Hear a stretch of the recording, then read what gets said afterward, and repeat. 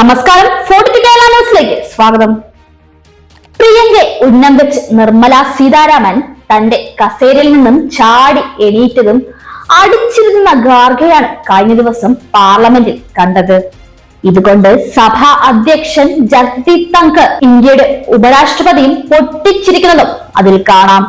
കാരണം കുറിക്കുകൊള്ളുന്ന മറുപടിയിലൂടെയാണ് ഖാർഗെ നിർമ്മല സീതാരാമൻ ചാടി എണീറ്റതും അതേ കസാരയിൽ ഇരുത്തിയത്.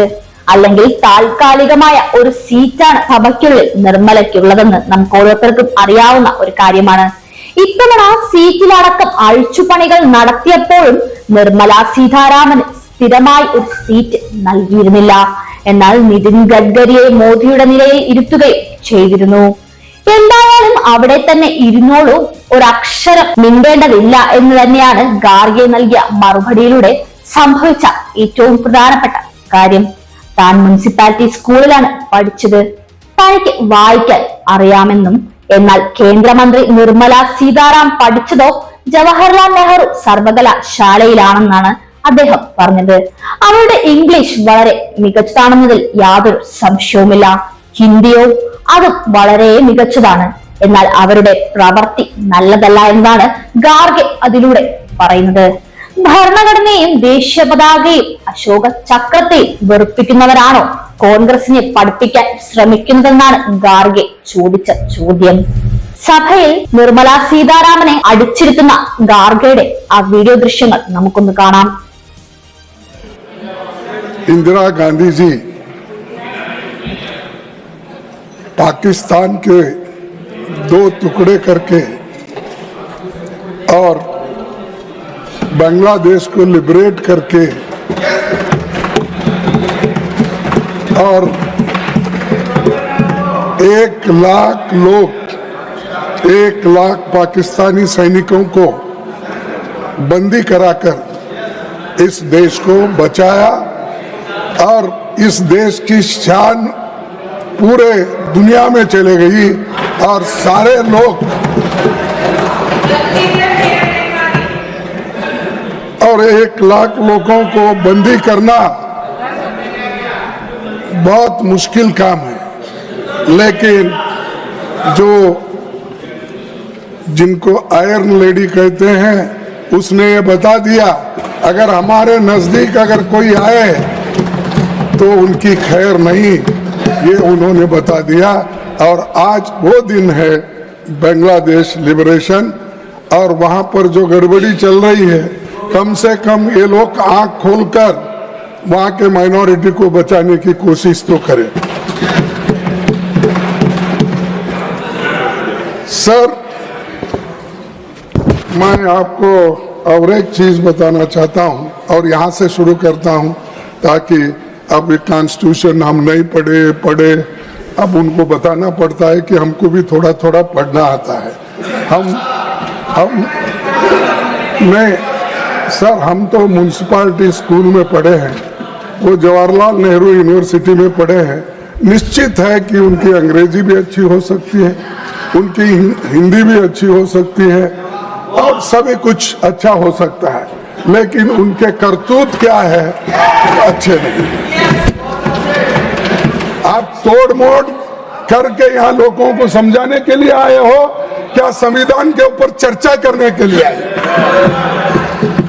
सर, संविधान की प्रस्तावना में मैं अभी पढ़ा, वो फिर पढ़ने की जरूरत नहीं। इक्वालिटी, लिबर्टी, फ्रेटर्निटी, ये सब मैंने अभी पढ़ा। इन चीजों की ही जरूरत है। हमको समानता होना चाहिए, हमको स्वतंत्रता होना चाहिए, हमको बंधु प्रेम होना चाहिए और न्याय होना चाहिए। इसमें ये जो चंद शब्द हमारे संविधान में है और जिसको हमने सभी स्वीकार किया है, लेकिन इस पे भी आपत्ति हो रही है कि सोशलिज्म क्या, फलाना क्या है। यही है कि इकोनॉमिक्स पे बात करें, नेचुरली वो एक्सपर्ट्स हैं, इकोनॉमिक में ज़्यादा एक्सपर्ट्स है और ये जवाहरलाल नेहरू यूनिवर्सिटी के स्टूडेंट हैं, तो नेचुरली जवाहरलाल नेहरू जी के यूनिवर्सिटी से है और वो भी इकोनॉमिक्स में इनकी पढ़ाई हो गई। नेचुरली वहां क्या पढ़े मुझे मालूम नहीं, क्योंकि जवाहरलाल नेहरू यूनिवर्सिटी में सब जितने भी स्टूडेंट्स हैं वो इतने प्रोग्रेसिव है, देश बनाने में उनका बहुत बड़ा हाथ है। चाहे इकोनॉमिक्स में हो, चाहे पॉलिटिकल साइंस में हो, चाहे हिस्ट्री में हो, चाहे एंथ्रोपोलॉजी में हो, चाहे अपना हर सब्जेक्ट पे वहां पर बहुत ही उनको मान सम्मान दुनिया में मिलता है। और बहुत से जो जवाहरलाल नेहरू यूनिवर्सिटी में पढ़े हुए हैं वो दुनिया में अपना नाम किए हैं और डेमोक्रेसी पे बहुत बड़ा विश्वास रखते हैं। लेकिन यहाँ अनडेमोक्रेटिक थिंग्स को जो खत्म करने की बात हो रही है, जो डेमोक्रेटिक थिंग्स है उसको खत्म करने की बात यहां हो रही, ये कैसा?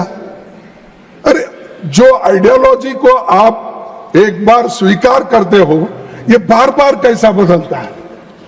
आपने तो, अरे चुप बैठो भाई, अब बार बार आप कैसा बदलते हो?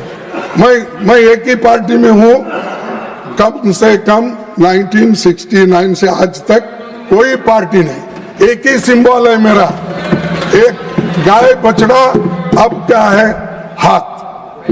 मैं किधर नहीं गए, तो यहाँ घंटे को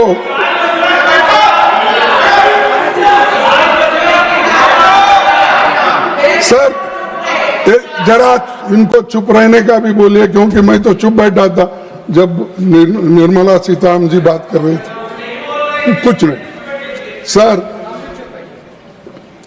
पता नहीं कब ये हृदय परिवर्तन हुआ इनका, 224 के चुनावों के बाद हुआ क्या पहले ही हुआ था मुझे मालूम नहीं।